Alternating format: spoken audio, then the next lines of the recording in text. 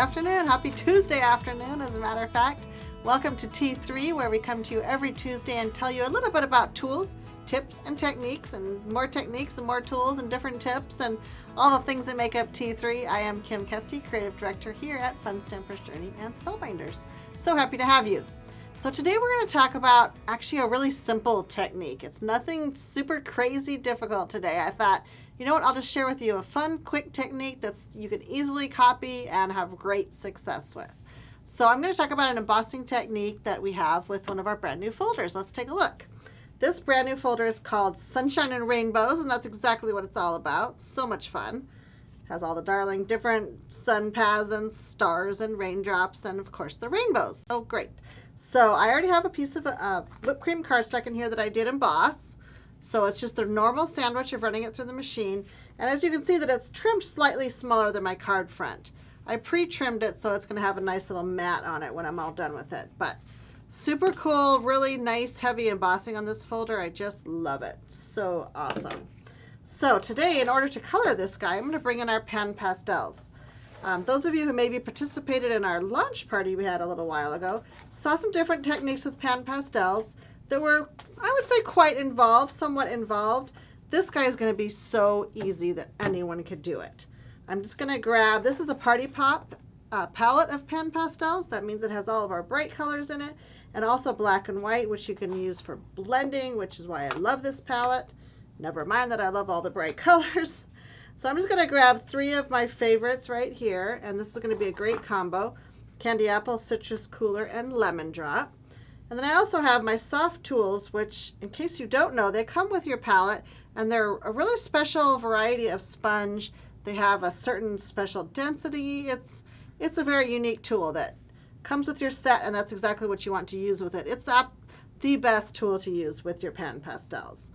And these are what we call our wedges, a little bit bigger wedges. And you can use both sides of them. As you can see, I've got my darker red here, my candy apple, and then I've got my orange on the flip side. So definitely use all the sides of your sponges as you go along.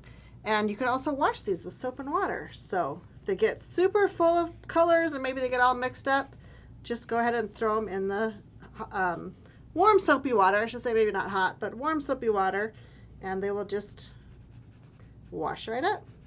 So you can see that I picked up some pan pastel with my soft tool, and it doesn't take much. I only did really pretty much one swipe, and then I'm just going directly to my cardstock, and I'm really wanting to add quite a bit of color into this project.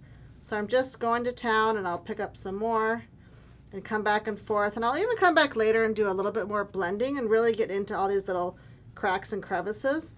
But what's so cool is because this paper is embossed and it somewhat crushes the fiber of the paper when it goes through the folder, that's going to automatically pick up more color in your pan pastel. So you can see some of the areas are already darker red. So super cool.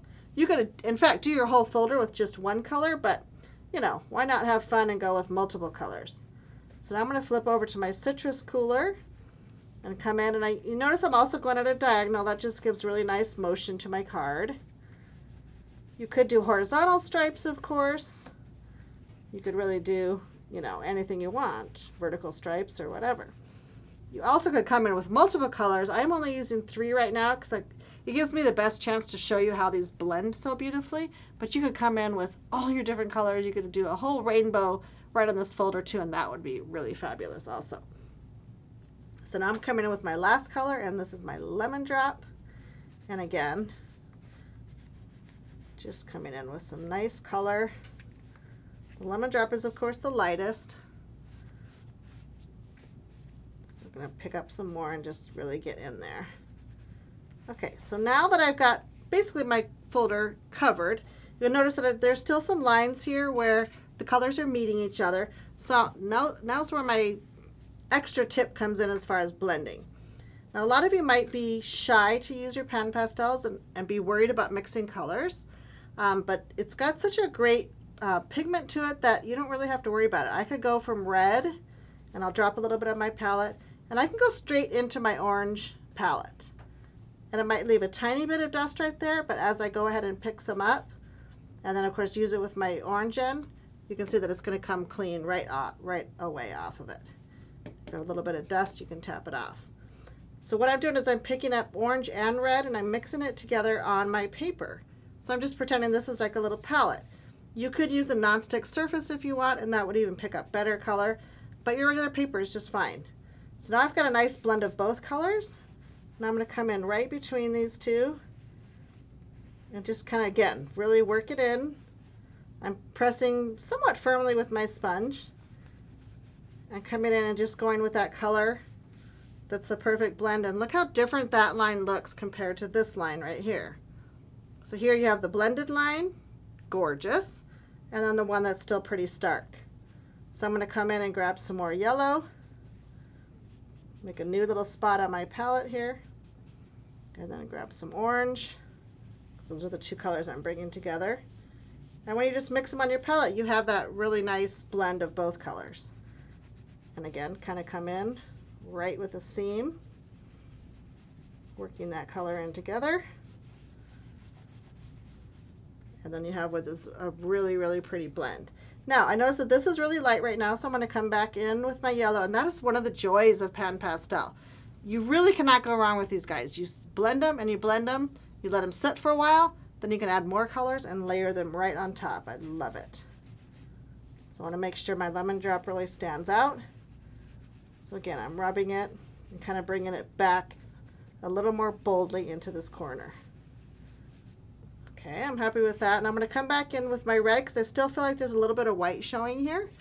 Probably a little bit hard to tell on the video, but I can see it with my eye. So I'm going to come in again with a little bit more of the pastel and just kind of work it into some of those creases. And you can probably see how much richer that's turning just by adding that second layer of pastel. So don't be afraid to layer it up, have fun, and really what could go wrong? You might mess up one little piece of paper.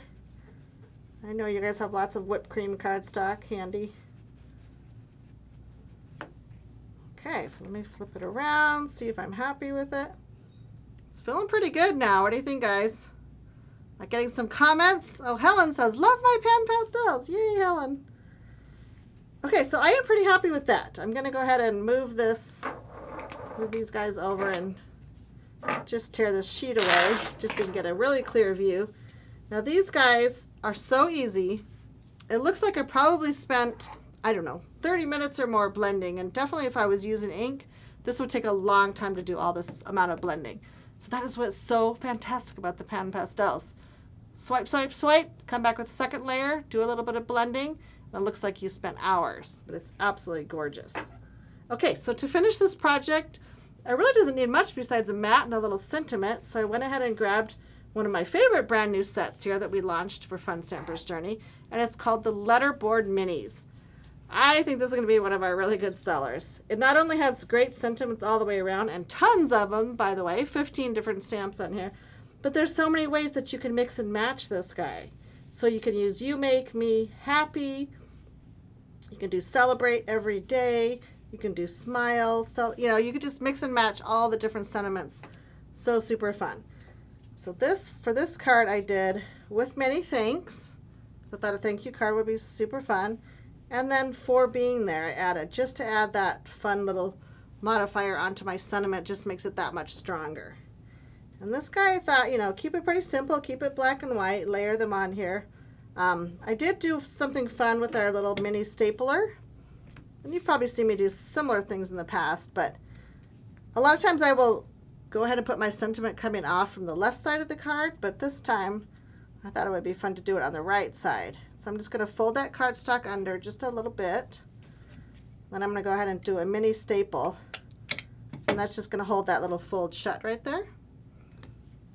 It is really mini. It's probably a little bit hard to see on the video, but it is there. And then I'm going to go ahead and grab my little detail shears and cut the little banner off the other side. I can shorten this a little bit. So it's just a little bit different look. Don't forget to do your sentiments on both sides of the cards. And again, have fun with your placement. You can place it a little lower like I did with my card, or you could do it a little bit higher. Pop it up here. If you cut a little banner shape on both sides, you could center it. So just keep in mind, have fun, that sometimes we get in a rut putting our sentiments the same exact place every time. Anyway, I know I do.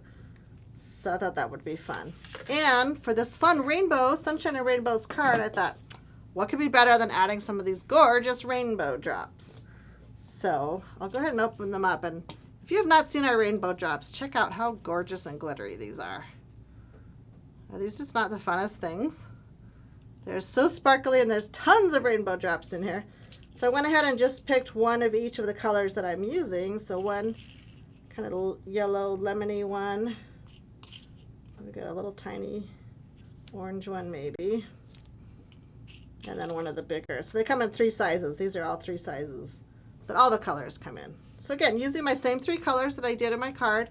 Again, easy, basic thing to do. Just repeat, repeat, repeat. Have those same colors popping up always in your finished projects. Just kind of makes it a no-brainer. Let me go ahead and show you the finished card. Oh, I did add one more touch. Oh, I'm going to tease you now. One more thing before I show the finished one. I did add a little bit of silk, 2 different kinds of our silk to this card, so let me do that real quick. First I'll do the silver. And I think this just adds, you don't have to always add the silk, but I think it adds just a fun little dimension once in a while, especially when you got a fairly basic card front. So there's silver, and again, it's very subtle, just a few little silver drops there. And then I'll add the sparkle drop. We'll see if these show up on the video. Again, just kind of using a flicking motion. These are almost like little raindrops, right? So it totally complements the folder. And you could use any color silk too. So there's the clear and the silver sparkle silk. All right, so now I'll do my big reveal. All right, scooch this guy across. And again, like I said, just a simple mat to finish the card, and it really doesn't take much. I matted it with white and then added the candy apple base. So super fun, super easy. Oh, we had Carol commenting she loves the rainbow drops, right? I gotta put the rainbow drops in here so we can catch it on the video. So, oh, Noreen wants to know how I attach the rainbow drops. Good question, Noreen. All I do is I put a glue dot. I put one glue dot. In fact, if I it's probably set now, but if I lift it up, you could probably see I've just got the one glue dot on the back. We saw the little glue dot. See it there?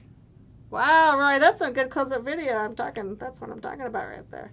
So glue dot just holds it down perfectly. So those are not self-adhesive, as you can probably tell they're in the case. So one glue dot and you are all good to go. So I hope you liked this little tips, tools, and techniques video that we're sharing with you today. As always, I try to bring you something new, something different, maybe something you haven't tried before. And I hope that you will go forth and enjoy bringing paper to life. Thank you.